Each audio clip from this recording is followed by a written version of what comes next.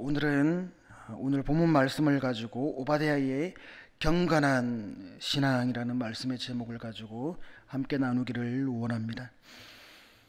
세상에 이 죄악이 관영하여 이 선한 자가 하나도 없는 것처럼 보일지라도 언제나 의인은 남아있게 마련입니다. 이러한 사실은 성경의 역사가 증거하고 있습니다. 모든 사람이 타락하고 범죄하여 하나님의 심판을 받을 때에도 노아와 같은 의인이 남아 여호와를 경외함으로 구원을 받았고, 소돔과 고모라 성이 죄악으로 관영하여 심판을 받을 때에도 아브라함과 조카 롯은 이 의인으로서 심판을 면할 수 있었습니다. 이스라엘이 바알 숭배로 타락했을 때에도 여호와를 경외하는 자로 남아있던 자가 있었습니다.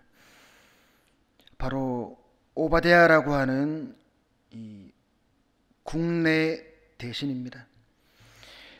그는 신앙이 남다른 사람으로 아합의 우상 숭배 정책에 드러나게 반대하지 않으면서도 하나님의 선지자들의 이 목숨을 구함으로써 하나님 나라를 위해 헌신했습니다. 오바댜의 신앙과 그를 통한 하나님의 역사를 통해 오바댜와 같은 경건한 신앙으로 하나님께 쓰임받는 여러분 되시기를 바랍니다. 1절에서 2절에 보면, 많은 날이 지나고 제3년에 여호와의 말씀이 엘리야에게 임하여 이르시되, 너는 가서 아합에게 보이라. 내가 비를 지면에 내리리라. 엘리야가 아합에게 보이려고 가니 그때에 사마리아의 기근이 심하였더라. 엘리야가 가뭄을 예언한 지 3년 된 해에 하나님은 이 엘리야에게 이제 비를 내리겠다 하시면서 아합을 만나라고 명하셨습니다. 회개치 않는 아합 부부의 소행을 보면 영원히 비를 내리지 않아야겠지만, 하나님은 불쌍한 이 백성들을 굽어 살피셔서 다시 비를 내리시려고 하셨습니다. 보이라라는 이 말은 눈으로 생각할 수 있는 모든 표현을 나타냅니다. 또한 보는 것은 하나님의 말씀에 대한 순종을 표현하는데, 구약에서 눈을 감는다고 할 때는 하나님의 말씀에 대해 마음을 완악하게 함을 가리키기 때문입니다. 본문에서는 아합에게 하나님의 말씀을 선포하라고 명령하시는 이 하나님의 말씀을 나타내고 있습니다. 이 신약 성경에 보면 비가 오지 않은 기간을 3년 6개월이라고 이렇게 기록하고 있습니다. 한 해만 흉년이 들어도 살아가기 어려운데 3년 6개월이나 비가 오지 않았으니 이스라엘 백성의 삶이 얼마나 피폐해졌을지 쉽게 짐작할 수 있습니다. 가뭄이 이스라엘 전역을 강타해서 도처에 굶주림이 있었습니다. 수도인 사마리아에게도 이 기근이 극심할 정도였습니다. 이것은 아합 왕이 견딜 수 없는 한계에 도달했다는 신호였습니다. 모세는 고통을 받는 백성을 위해 바로 앞에 나섰으며, 하나님께서는 이 바로의 권세를 이길 능력을 주셨습니다. 엘리야는 우상 숭배의 죄악으로 인한 이 가뭄의 심판으로 허덕이는 이 백성의 고난을 위해 죄악의 근원인 아합 왕실을 찾아 나섰습니다. 곧 이 가뭄 해결이라는 하나님의 능력을 힘입고 담대하게 자신의 생명을 노리는 자를 만나러 간 것입니다. 하나님은 우상 숭배의 위태로움을 강조하시기 위해 기근으로 백성들을 깨우치셨습니다. 이 모든 것은 엘리야를 통해 하나님의 살아계심을 나타내 보이시기 위한 것이었습니다. 이스라엘에 3년 반 동안 비가 내리지 않자 이 초목이 시들어가고 모든 사람들과 짐승들은 극심한 기갈과 굶주림에 시달렸습니다. 양식을 얻지 못해 죽음을 눈앞에 둔 이 백성들은 우상의 헛됨과 여호와 하나님만이 구원자시라는 이 생각을 갖게 되었습니다. 하나님께서는 백성이 돌아올 적합한 때가 되었을 때 엘리야를 보내신 것입니다. 3절에서 4절에 보면 아합이 왕궁 맡은 자 오바댜를 불렀으니 이 오바댜는 여호와를 지극히 경외하는 자라. 이세벨이 여호와의 선지자들을 멸할 때에 오베댜가 선지자 100명을 가지고 50명씩 굴에 숨기고 떡과 물을 먹였더라 말씀합니다. 아합과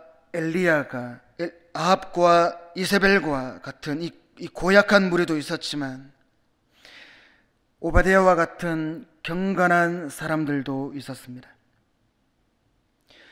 오바댜는 아합 왕이 신임하는 신하였습니다. 그런데 아이러니하게도 궁중 살림을 책임졌던 이 오바댜는 크게 여호와를 경외하는 사람이었습니다. 오바댜의 이름의 뜻은 여호와의 종인데 그는 자기의 이름과 같이 하나님을 잘 섬긴 자였습니다. 주위에 우상 숭배자들이 가득 차 있었지만 물들지 않았습니다. 날이 어둑해졌어야 이 오바댜는 길 떠날 채비를 했습니다. 대문 앞에서 한동안 주위를 살폈습니다. 떡과 물이 실린 나귀를 끌고 어딘가로 황급히 발걸음을 옮겼습니다. 동굴이 즐비한 산 중턱으로 올랐습니다. 거기에는 오바댜를 기다리는 선지자들이 있었습니다. 바로 아합의 포악하고 가혹한 정치에 몸을 숨긴 자들이었습니다. 오바댜는 목숨을 걸고 하나님의 선지자들을 숨겨둔 것이었습니다. 그는 아합 왕의 바알 숭배 정책을 내심 반대하고 희생당할 선지자들을 은밀하게 숨겨서 보호하게 된 것입니다. 오바댜가 비록 궁중의 모든 일을 관장하는 높은 위치에 있었다고는 하나 이 극한 가뭄의 시기에 100명이나 되는 선지자들을 먹인다는 것은 쉽지 않았을 것입니다. 이런 훌륭한 일을 할 수 있었던 것은 하나님의 은혜입니다. 아합 같은 악한 왕 밑에서 신앙을 상실하지 않고 믿음으로 견디어냈다는 것은 너무나 가상한 일입니다. 우선 이세벨이 눈치를 채지 못했다는 것이 그러하고 그 가뭄 동안 선지자 100명에게 계속해서 일용할 양식을 제공할 수 있었다는 것이 그러합니다. 아무리 왕궁 맡은 자라 해도 목숨은 하나밖에 없습니다. 오바댜는 하나님을 사랑했기 때문에 하나님을 향한 경외심 때문에 죽을 각오를 하고 그 같은 일을 했을 것입니다. 다급해진 아합은 왕궁에만 머물러 있을 수 없었습니다. 그래서 오베댜와 함께 물을 찾아 떠났습니다. 아합은 자신이 소유한 많은 말과 노새들을 먹여 살리기 위해 두 때로 나뉘어서 오바댜와 물의 근원을 찾아다녔으나 물과 꼴도 얻지 못하고 절망과 비탄에 빠지고 말았습니다. 아합은 자신의 영혼에 대해서는 걱정하지 않았고 가축을 잃는 것만 걱정하고 고심했습니다. 또한 하나님의 은총을 구하지 않았으며 이 가뭄의 원인을 제거하는 방법을 알려고 하기보다는 그 결과만 막으려고 했습니다.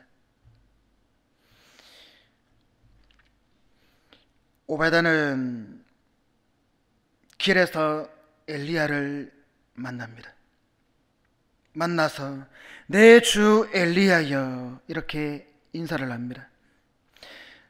그가 이렇게 겸손히 인사한 것은 엘리야의 신적 권위를 알고 있었다는 것과 엘리야에게 깊은 존경심을 품고 있었음을 암시합니다. 엘리야는 오바댜에게 자신이 여기 있음을 아합에게 말하라고 그렇게 말합니다. 하나님의 말씀에 따라 엘리야는 아합 왕과 단판을 짓고 이스라엘에 비가 내리도록 하려는 것입니다. 엘리야가 아합 왕을 만나겠다는 말을 전하라고 하자 오베다는 큰 걱정을 털어놓았습니다. 우선 엘리야는 하나님이 보호하시는 인물이니 왕에게 알렸다 하더라도 하나님께서 다른 곳으로 피신시키시면 찾을 수 없다는 겁니다. 오히려 왕을 속인 죄로 오베다 자신이 목숨을 잃을지도 모른다는 것입니다. 오베다는 자신이 선지자 100명을 피신시키고 음식을 제공했음을 말하면서 여호와를 경외한 자신을 죽게 하지 말라고 엘리야에게 간청합니다. 오베다의 말대로 왕비 이세벨은 여호와의 선지자를 죽이려 했습니다. 이세벨은 두로 출신으로 왕권에 대한 사고방식이 이스라엘 사람들과 달랐습니다.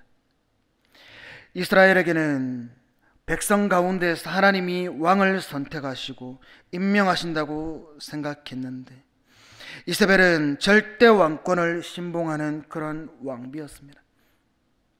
따라서 왕명을 따르지도 않고 왕권에 도전하는 엘리야와 여호와의 선지자들을 죽이는 것을 당연하게 생각했습니다.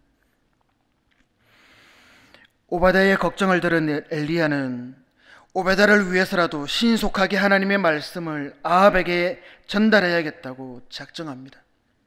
그래서 오늘 아합 왕을 만나겠다 그렇게 말하고 만군의 여호와 이름을 두고 맹세까지 하면서 오베다를 안심시킵니다. 여러분, 오늘 말씀을 통해서 우리는 헌신할 자를 찾고 계시는 하나님이심을 우리는 교훈을 받게 됩니다. 오바댜의 신앙은 성도가 악한 세상에서 어떻게 행해야 할지를 말씀해 줍니다. 엘리야와 같이 겉으로 드러나게 하나님의 말씀을 선포하고 정의를 외치는 자가 있는가 하면 외적으로 드러나지 않지만 숨어서 하나님의 나라를 위해 헌신하는 자도 있습니다. 성도는 어떠한 방법을 취하든지 간에 오직 하나님을 경외함으로 하나님의 뜻을 위해 자신을 희생하는 그 헌신의 자세를 취해야 합니다. 로마서 8장 16절에서 17절에 성령이 친히 우리의 영과 더불어 우리가 하나님의 자녀인 것을 하시나니 자녀이면 또한 상속자 곧 하나님의 상속자요 그리스도와 함께한 상속자니 우리가 그와 함께 영광을 받기 위하여 고난도 함께 받아야 할 것이니라. 악한 세대에서 경건한 자로 살아 남아있는다는 것은 큰 고통과 핍박을 감내해야 함을 의미합니다. 그러나 하나님 나라에 대한 소망과 하나님께 대한 사랑으로 모든 어려움 속에서도 하나님을 위해서 생명까지도 버리는 순교적 신앙과 결단이 필요한 것입니다. 오베다는 목숨을 걸고 은밀히 하나님의 선지자를 보호하는 사명을 감당하고 있었습니다. 동시에 엘리야는 아합 왕에게 하나님의 말씀으로 도전하는 사명을 공개적으로 감당하고 있었습니다.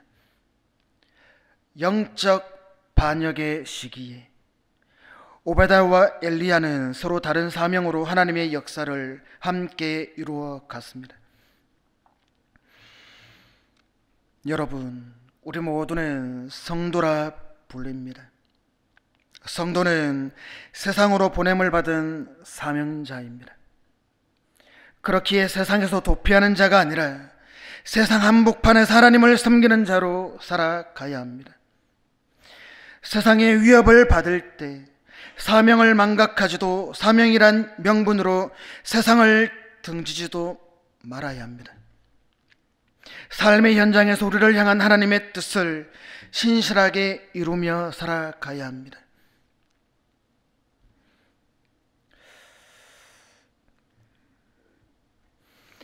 나에게 주어진 하나님의 사명 가운데 잃어버리거나 소홀히 여기는 것은 없는지 생각해 보아야 합니다.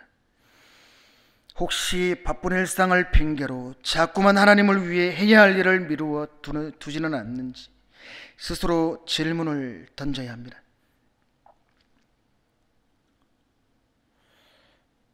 우리는 하나님의 뜻을 따라 살아갑니다. 우리에게는 살아가는 분명한 목적이 있습니다. 현재 우리가 세상에서 지닌 위치와 능력은 생명을 살리는 사명을 위해 하나님이 주신 선물임을 잊지 마시기를 바랍니다. 베드로전서 2장 9절에 이렇게 말씀합니다. 다 같이 읽겠습니다. 시작. 그러나 너희는 택하신 족속이요 왕같은 제사장들이요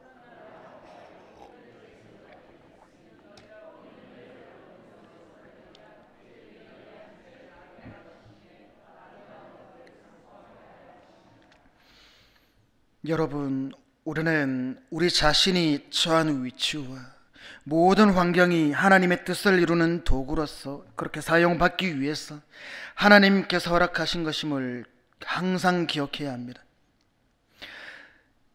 이를 깨닫지 못하고 자신의 유익만을 위해 산다면 하나님의 이 뜻을 거역하는 죄를 범하게 되는 것입니다.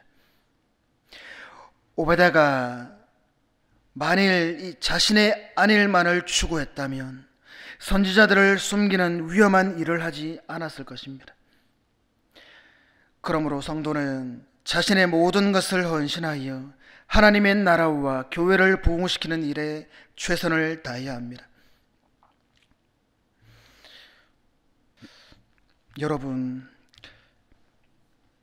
하나님께서는 오늘도 이 시대에 하나님의 뜻을 이루는 도구로 헌신할 자를 찾고 계십니다. 하나님의 부르심에 내가 여기 있나이다 나를 보내소서 라고 응답함으로 하나님의 구속사역의 도구로 쓰임받아야 합니다. 마태복음 5장 15절에서 16절에 사람이 등불을 켜서 말 아래에 두지 아니하고 등경 위에 두나니 이러므로 집안 모든 사람에게 빛이 있느니라. 이같이 너희 빛이 사람 앞에 비치게 하여 그들로 너희 착한 행실을 보고 하늘에 계신 너희 아버지께 영광을 돌리게 하라.